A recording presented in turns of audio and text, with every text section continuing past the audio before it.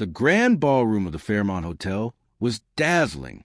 Golden chandeliers cast a warm glow over elegantly dressed guests, the soft of conversations blending with the quiet clinking of crystal glasses. It was one of the most prestigious charity galas of the year, attended by business moguls, celebrities, and media figures. People had gathered under the guise of generosity, but beneath the surface, the event was as much about networking and influence as it was about charity. Seated discreetly at a table toward the back was Barron Trump. At just 18 years old, his presence was an unspoken point of curiosity. He wasn't the type to seek attention, but that didn't mean he could avoid it. With his tall frame and composed demeanor, he exuded quiet confidence, one that many mistook for detachment. In reality, Barron was watching everything. He had learned from an early age that people often said one thing and meant another. He had not chosen to be there. A family friend had extended the invitation, suggesting that the gala would be a good experience for him. He had attended out of courtesy, knowing full well that wherever he went, his last name preceded him. The evening unfolded with predictability. Speeches, polite laughter, rounds of applause for donations pledged. A string quartet played softly in the background as waitstaff glided through the room, serving hors d'oeuvres and champagne. The atmosphere was luxurious, yet there was an unspoken tension, as if the attendees were waiting for something more. And then, the true highlight arrived, the keynote speaker. Tonight's honored guest was a renowned journalist, celebrated for sharp wit and fearless commentary. Known for challenging conventions and stirring controversy, they were either revered or despised, depending on who you asked. As the MC took the stage, the anticipation in the room became palpable. Ladies and gentlemen, it is our privilege tonight to welcome a voice that has shaped conversations across the country. Please give a warm welcome to journalist's name. The audience applauded enthusiastically. Some genuinely admired the journalist's work.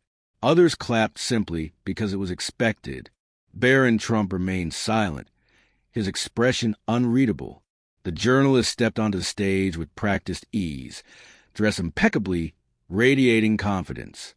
Their voice carried a charismatic charm that immediately commanded attention. They began lightly, joking about the city's traffic, sharing an anecdote about an embarrassing champagne tower mishap at last year's event. The audience laughed, relaxed, drawn into the familiar rhythm of a polished speech. But soon the tone shifted.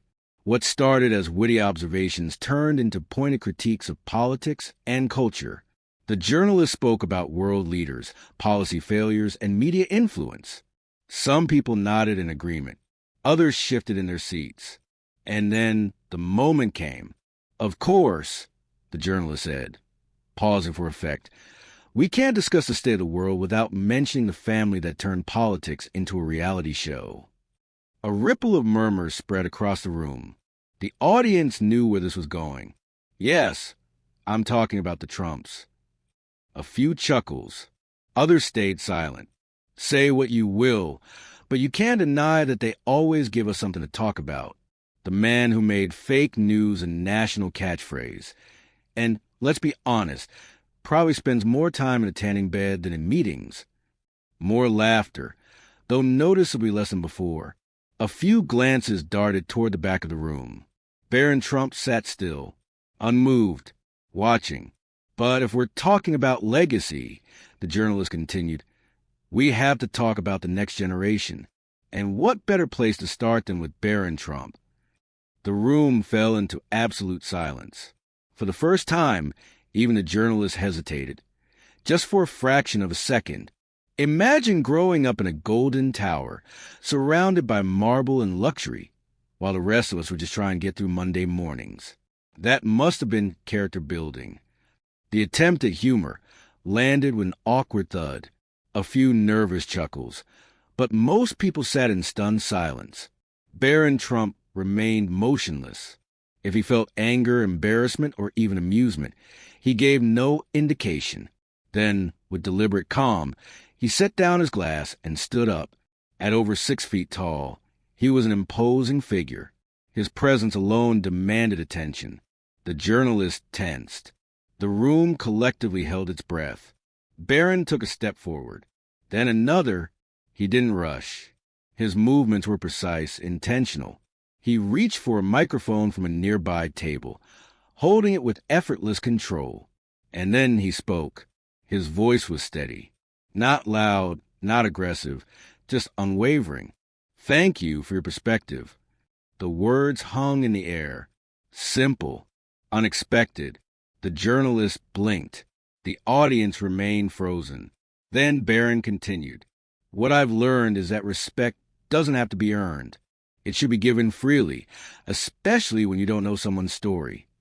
A murmur swept through the crowd. The weight of his words was undeniable. "And for what it's worth," he added, his tone softer now, "strength isn't about how loud you are. It's about knowing when you don't need to be." Silence. The journalist, for the first time that evening, was speechless. Barron Trump returned the microphone to the table. He turned and walked back to his seat. The silence lingered until it was shattered by the sound of a single clap.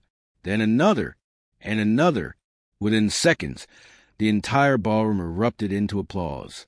It wasn't just polite clapping. It was a standing ovation. Some guests clapped with admiration, others out of sheer respect. But all recognized what had just happened. Barron Trump had refused to be a target. He had taken an uncomfortable moment and turned it into a lesson in grace and restraint. And in the end, it wasn't him who looked small. It was the journalist. And they knew it. That night, Barron Trump didn't just silence a room. He made the entire world rethink what strength truly looks like.